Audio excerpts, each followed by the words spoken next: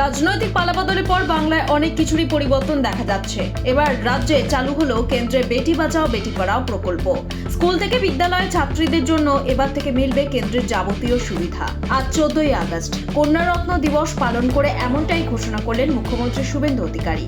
माननीय प्रधानमंत्री नरेंद्र मोदी जी जे बेटी पढ़ाओ बेटी बाँचाओ स्कीम तिनी এনেছেন সমস্ত রাজ্যে সেটা চালু থাকলেও পশ্চিমবঙ্গ এতদিন সেই কর্মসূচিতে যুক্ত হয়নি।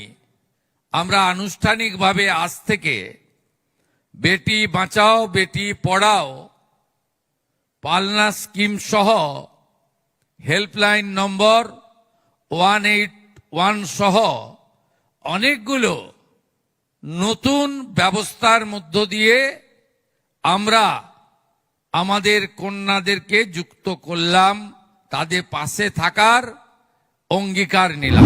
এনআরএস মেডিকেল কলেজ হাসপাতালের নার্স রূপালী বর্মনের রহস্য মৃত্যু তদন্তে 8 সদস্য কমিটি গঠন করা হয়েছে। ফরেনসিক মেডিসিন বিভাগের প্রধানের নেতৃত্বে উপাধ্যক্ষ, স্ত্রীরোগ ও মানসিক রোগ বিভাগের প্রধান এবং নার্সিং সুপার থাকবেন এই কমিটিতে।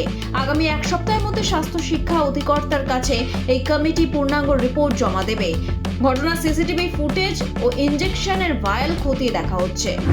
রাত পোহালে ভারতে 80তম স্বাধীনতা দিবস, তার মধ্যে রাজধানী দিল্লিতে বোমাতঙ্ক।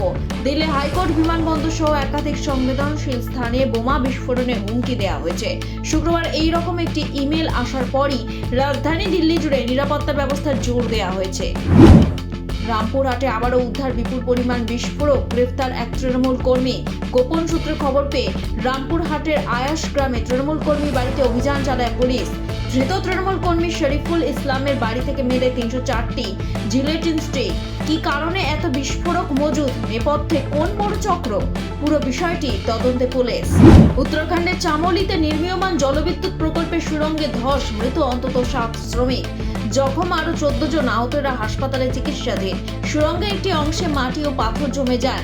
ঘটনার পরই দ্রুত উদ্ধার অভিযান শুরু হয়। উদ্ধার অভিযানের নামে জাতীয় বিপর্যয় মোকাবিলা বাহিনী, রাজ্য বিপর্যয় মোকাবিলা বাহিনী, ইন্দো তিব্বত সীমান্ত পুলিশ, স্থানীয় থানার পুলিশ কর্মী এবং দমকল বাহিনী।